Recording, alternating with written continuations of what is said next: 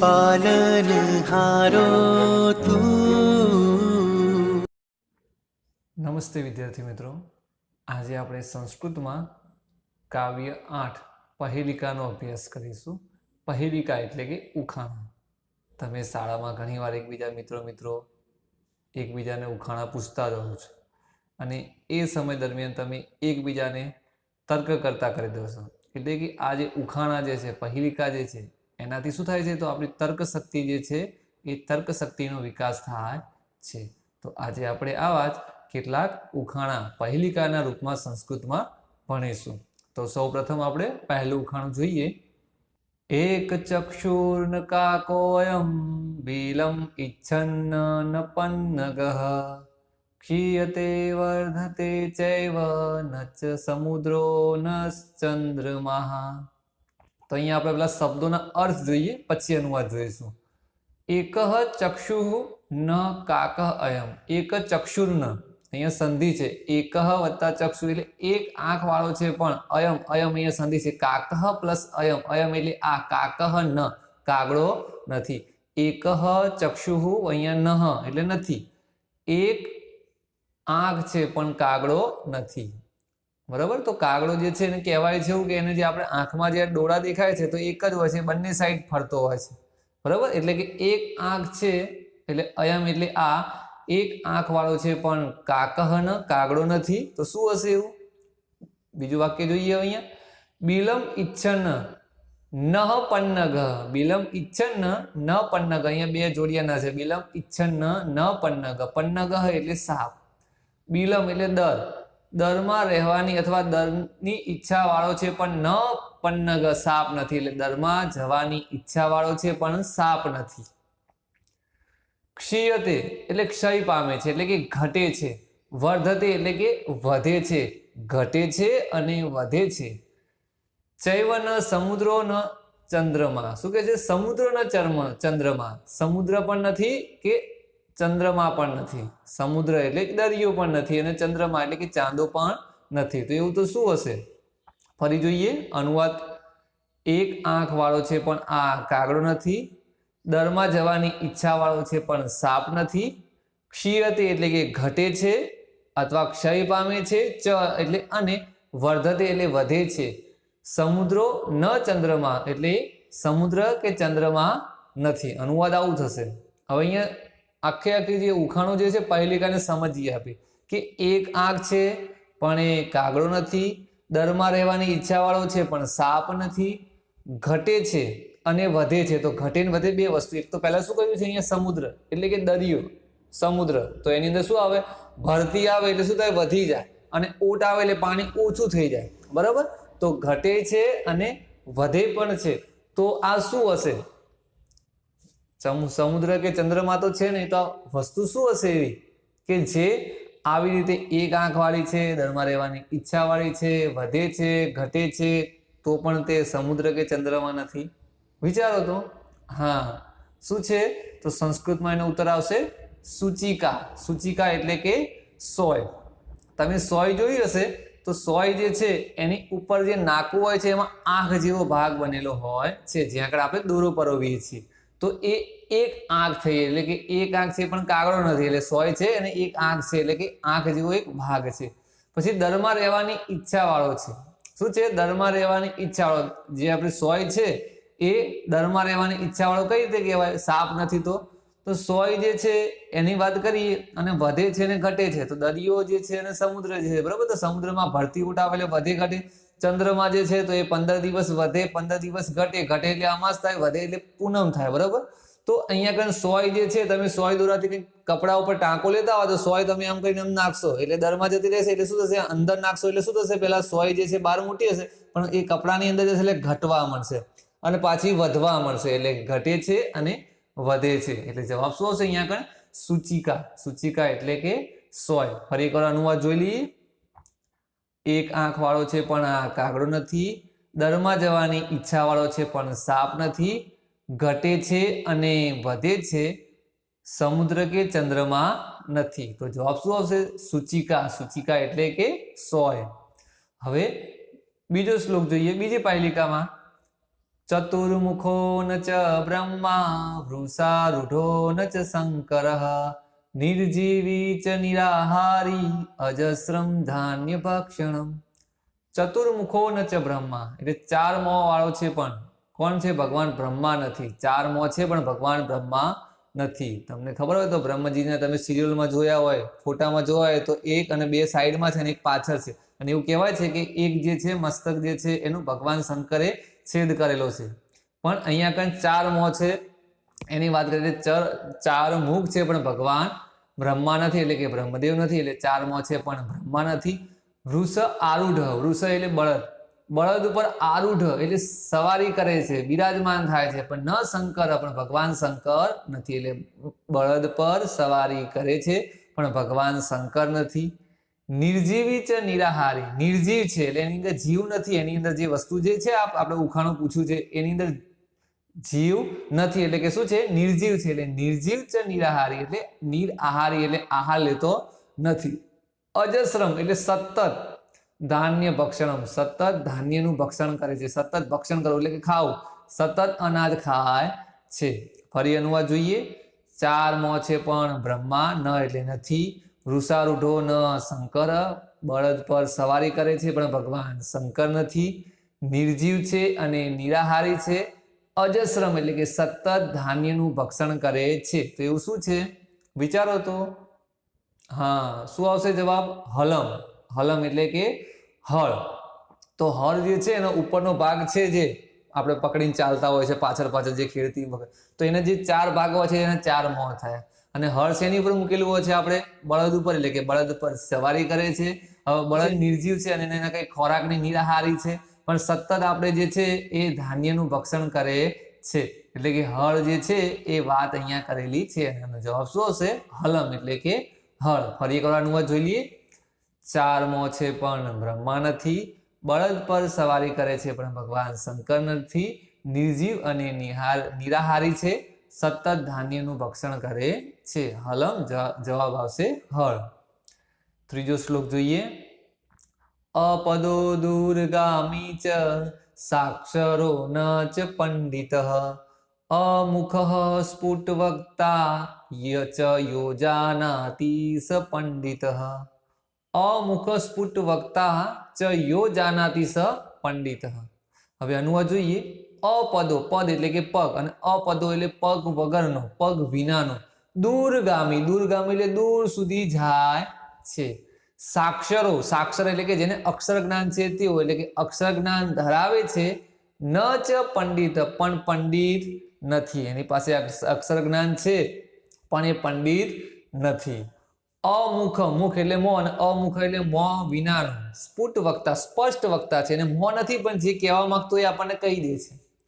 યો જાનાતિ સ પંડિત, યો જાનાતિ એટલે યહ જાનાતિ, સંધિ છૂટી પડશે એટલે શું થશે? યહ જાનાતિ એટલે જે જાણે છે. સ પંડિત તે પંડિત છે, અને જે જાણે છે તે પંડિત છે. તો એવું તો શું છે કે જેને પગ નથી પણ દૂર સુધી જાય છે, એને અક્ષર જ્ઞાન ધરાવે છે પણ એ પંડિત નથી, મોં નથી પણ સ્પષ્ટ વક્તા છે. તો વિચારો તો થોડું. હા, શું આવશે? લિખિતમ પત્રમ, લખેલો પત્ર એટલે કે લખેલી જે ટપાલ છે એના અર્થમાં છે અહીંયા. કે ટપાલ જે છે એને પગ નથી હોતી, પણ તમારે અહીંયાથી બીજા ગામમાં, બીજા દેશમાં, વિદેશમાં, તો આવી રીતે પગ ના હોવા છતાં પણ ટપાલ જે છે બીજે પહોંચી શકે છે, એટલે દૂર સુધી જાય છે. એટલે પગ વિનાનો દૂર સુધી જાય છે. સાક્ષરો ન ચ પંડિત, ટપાલ ઉપર લખેલું હોય છે એટલે કે એની પાસે અક્ષર જ્ઞાન છે, બરાબર, પણ ટપાલ પોતે પંડિત છે નહીં. અને અમુખ સ્ફુટ વક્તા એટલે કે ટપાલ ઉપર મોં હોતું નથી, ટપાલને મોં હોતું નથી, પણ એની અંદર જે લખેલા અક્ષરો છે, શબ્દો છે, એના આધારે આપણે જે કહેવા માંગીએ છીએ એ જે ટપાલની અંદર લખેલું હોય છે આપણે સમજી જઈએ છીએ. એટલે એને મોં નથી પણ એ આપણે જે કહેવા માંગતું ટપાલમાં લખેલું હોય છે આપણને ખબર પડી જાય છે. એટલે મોં વિનાનું એ સ્પષ્ટ વક્તા છે. એટલે જવાબ શું આવશે? લિખિતમ પત્રમ એટલે લખેલી ટપાલ અથવા લખેલો કાગળ. ફરી જોઈએ એકવાર. અપદો દૂરગામી ચ સાક્ષરો ન ચ પંડિત અમુખ સ્ફુટ વક્તા ચ યોજાનાતિ સ પંડિત.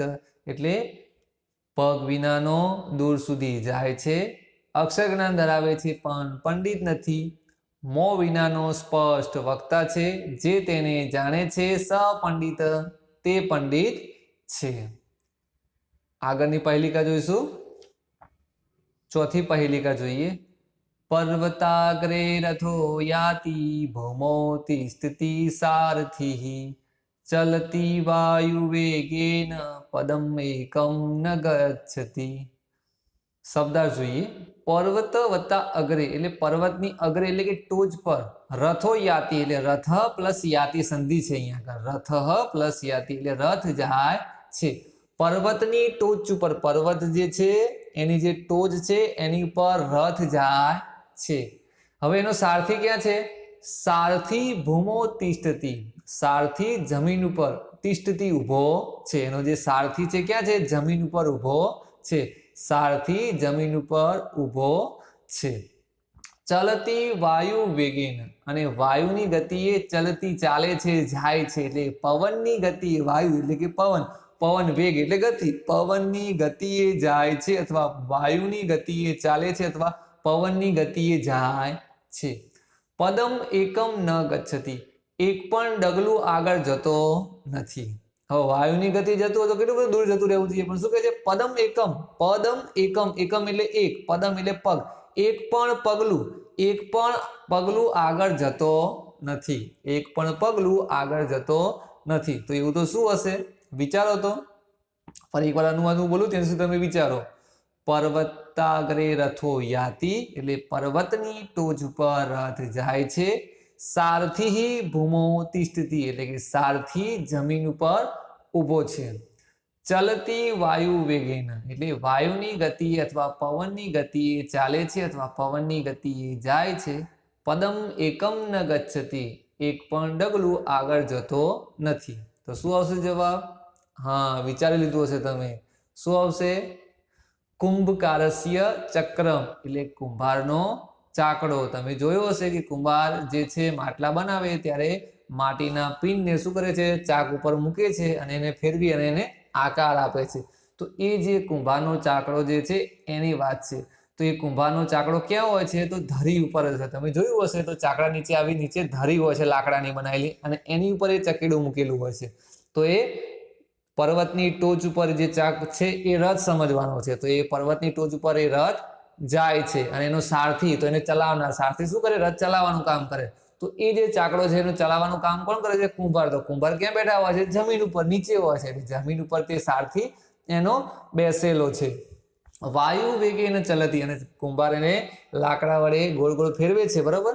તો એ ફેરવે છે એટલે એની ગતિ કેવી થઈ જાય છે? ખૂબ ઝડપ થઈ જાય છે. એટલે વાયુ વાળી એની ગતિ થઈ જાય છે. એટલે વાયુ વેગે ગોળ ગોળ ફરે છે, પણ એ ચાકડો જે છે ત્યાંના ત્યાં જ રહે છે. ફરી એકવાર જોઈ લઈએ. પર્વતની ટોચ ઉપર રથ જાય છે, સારથી જમીન ઉપર ઊભો છે, વાયુની ગતિએ ચાલે છે, એક પણ ડગલું આગળ જતો નથી. જવાબ શું આવશે આનો? કુંભકારસ્ય ચક્રમ કુંભારનો ચાકડો. આગળ જોઈએ.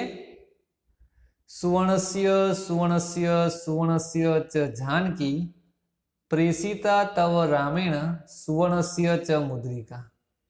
તો અહીંયા આગળ આ જે શ્લોક જે છે એ શ્લોક એ રામાયણના સુંદરકાંડમાંથી લેવામાં આવ્યો છે. અને સુંદરકાંડની અંદર તમને ખબર જ છે વિદ્યાર્થી મિત્રો કે હનુમાનજી જે છે એ સીતા માતાની શોધમાં લંકામાં જાય છે અને ત્યાં જઈ અને અશોક વાટિકાની અંદર એ સીતા માતાને મળે છે. એ સમયે હનુમાનજી જે રામજીએ આપેલી જે વીંટી હોય છે એ સીતા માતાને બતાવે છે. ત્યારે આ શ્લોક જે છે એનું વર્ણન આવે છે કે સુવર્ણસ્ય સુવર્ણસ્ય સુવર્ણસ્ય ચ જાનકી પ્રેષિતા તવ રામેણ સુવર્ણસ્ય મુદ્રિકા. તો અહીંયા આગળ આપણે જોવાનું છે કે અહીંયા આગળ જે સુવર્ણ શબ્દ જે છે એનો 4 વાર પ્રયોગ થયેલો છે. સુવર્ણસ્ય સુવર્ણસ્ય સુવર્ણસ્ય અને સુવર્ણસ્ય. એનો અર્થ શું થાય છે તો એ હવે આપણે સમજીએ. અહીંયા જોઈશું સૌપ્રથમ સુવર્ણસ્ય એટલે અહીંયા જે અર્થ છે સુવર્ણસ્ય એ પહેલો અર્થ લેવાનો છે ઉચ્ચ કુળની. સુવર્ણસ્ય એટલે ઉચ્ચ કુળની. સુવર્ણસ્ય સુવર્ણસ્ય ચ જાનકી. અહીંયા બીજો સુવર્ણ છે એના માટે આપણે અર્થ લઈશું શ્રેષ્ઠ પરિવારના. સુવર્ણસ્ય, ત્રીજો સુવર્ણ છે એના માટે આપણે અર્થ લઈશું ચળકતા રંગની. સુવર્ણ એટલે ચળકતો રંગ. ત્રીજો છે ચોથો જે સુવર્ણ છે એના માટે આપણે લખીશું સુવર્ણ એટલે કે સોનું. તો 4 સુવર્ણ છે એના અર્થ સમજી લીધા આપણે. હવે જુઓ ફરી એકવાર. સુવર્ણસ્ય એટલે ઉચ્ચ કુળની, સુવર્ણસ્ય બીજો અર્થ લેવાનો છે શ્રેષ્ઠ પરિવારના, સુવર્ણસ્ય એટલે ચળકતા રંગની અને સુવર્ણસ્ય એટલે સોનાની. હવે એને આપણે ક્રમશઃ શબ્દોને ગોઠવી અને અનુવાદ જોઈશું. એટલે અનુવાદ આવું થશે, સુવર્ણસ્ય ચ જાનકી એટલે કે હે સુવર્ણસ્ય એટલે ઉચ્ચ કુળની, જાનકી એટલે માતા સીતા જે છે એમનું જનક રાજાની પુત્રી હતા એટલે એમનું નામ એક હતું શું? જાનકી. એટલે હે ઉચ્ચ કુળમાં જન્મેલી અથવા હે ઉચ્ચ કુળની જનકપુત્રી જાનકી, સુવર્ણસ્ય એટલે શ્રેષ્ઠ પરિવારના, રામેણ એટલે કે શ્રી રામે, તવ એટલે તમારા માટે, સુવર્ણસ્ય સોનાની, સુવર્ણસ્ય એટલે ચળકતા રંગની, મુદ્રિકા પ્રેષિતા એટલે વીંટી, મુદ્રિકા એટલે કે વીંટી, પ્રેષિતા એટલે મોકલી છે. તો આ જે શ્લોક જે છે હનુમાનજી કહે છે, હનુમાનજી સીતા માતાને કહે છે, હે ઉચ્ચ કુળમાં જન્મેલી માતા સીતા અથવા જનકપુત્રી જાનકી અથવા માતા સીતા, શ્રેષ્ઠ પરિવારના શ્રી રામે, તવ એટલે તમારા માટે, સુવર્ણસ્ય એટલે સોનાની ચળકતા રંગની, મુદ્રિકા એટલે કે વીંટી મોકલી છે, પ્રેષિતા એટલે મોકલવું, વીંટી મોકલી છે. ફરી એકવાર એકલું અનુવાદ જોઈ લઈએ તો, હે ઉચ્ચ કુળની જાનકી અથવા માતા સીતા, શ્રેષ્ઠ પરિવારના શ્રી રામે તમારા માટે સોનાની ચળકતા રંગની વીંટી મોકલી છે.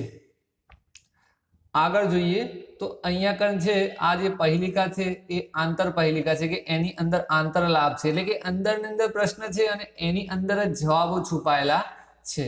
તો અહીંયા કણ શ્લોકની અંદર 4 ભાગ પાડેલા છે, એમાં 3 પહેલા ભાગ જે છે એની અંદર પ્રશ્ન છે અને પાછળના ચોથા ભાગની અંદર ઉત્તરો આપેલા છે. ચલો જોઈએ.